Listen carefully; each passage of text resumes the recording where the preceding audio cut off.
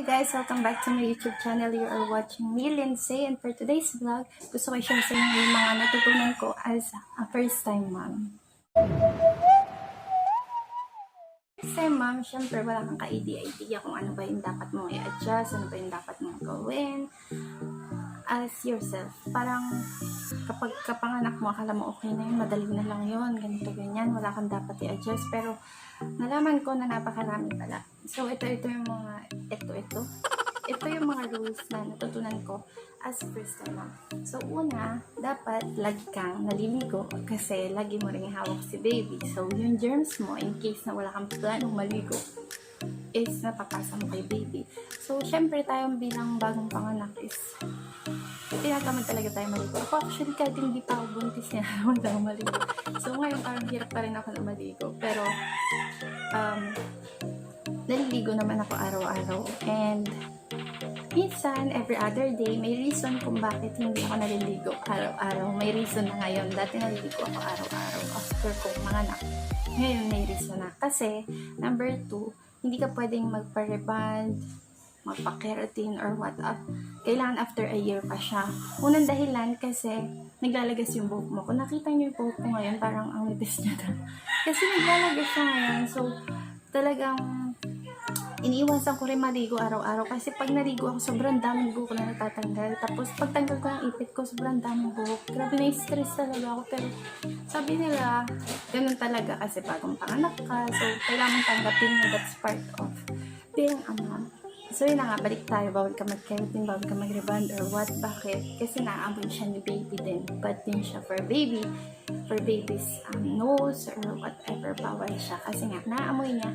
And sobrang tindi ng amoy ng gamot. Diba? Pag sa pangkulot or sa pang-reband.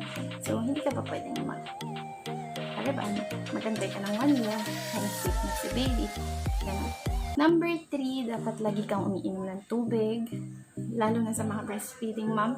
Lagi ka din dapat kumakain on time. Tapos, pwede rin umiinom ka ng milk. Tapos, nagmamalugay ka, gulay, more on that. Kasi, yung kinakain mo is, yun din yung nadedele ni baby. Yun din yung sa gatas mo. So, dapat, aware ka din.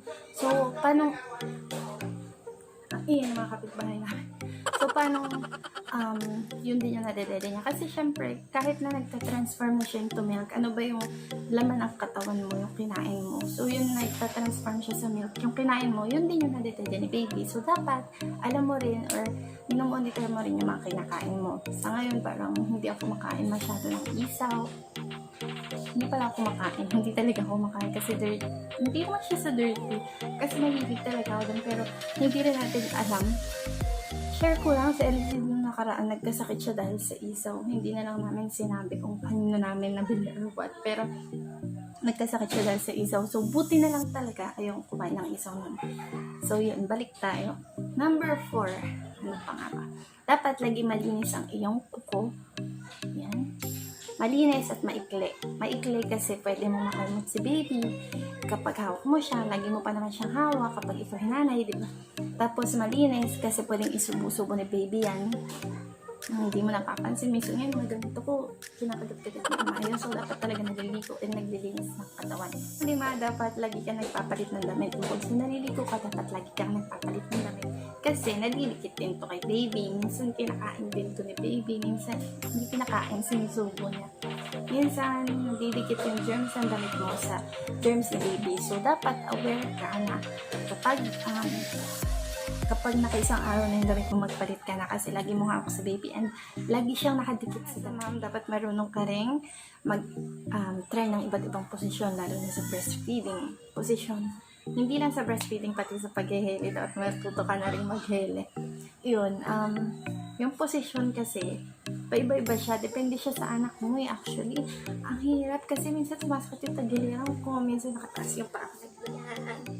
Minsan nakataas yung kamay ko na ganyan. So, depende sa baby mo kung saan siya magiging komportable. So, dapat masanay ka na rin na mga wet girl. Lalo na kung nagpapadedik na talagang yung awit is real. Minsan nakataas yung paa mo para lang komportable si baby.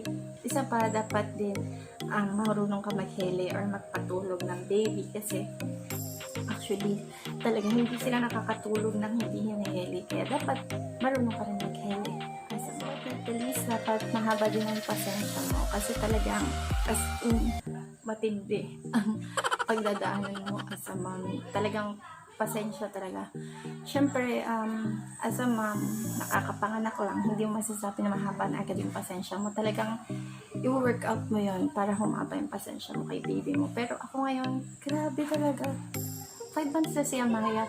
Akala ko naman, yung baby lang siya malikot. Grabe ngayon, sobra talaga likot niya. Yung pagpapalitan na siya ng diapers, paglilinisan na siya, lalabaran na siya. As in, kasi mahilig na siyang tumawdaw ngayon. So, habang nililinisan siya ng katawan niya, taob siya ng taob. Grabe talaga itetest yung pasensya mo. Itetest din yung pasensya mo kapag hindi pa siya natutulog, kapag dede siya ng dede. So yun, as a mom, that is the number 1 rule. Be patient with your baby. Kasi baby mo yan. Okay, so yun nga. Baby mo yan and dapat pagpasensyahan mo yan. And tiisin mo yan. Kasi little mo yan. Little punay. In short, little punay sa kamay. So, kung ano ugali niya, ugali ko rin yun. Nakuha niya ugali ko. So, ayun, I think, yun talaga yung pinaka-importanting rule. Di bali na muna hindi mo alam lahat ng rule. Yung pinakahuli na sinabi ko, dapat meron ka na ng bago ka pa magka-baby. Kasi talagang ititest nila yung pasensya. So, yun lang guys, yung mga rules as a first time mom na nalaman ko so far. Mag-share pa ako sa inyo if in case meron pa akong mga matutunan kay Amaya. Kasi 5 months pa lang siya, pero ang dami ko nung natututunan and feeling ko napakarami ko pang dapat matutunan. So, yun lang guys. Thank you so much for watching this video. Don't forget to like this video and subscribe down below. See you in my next vlog.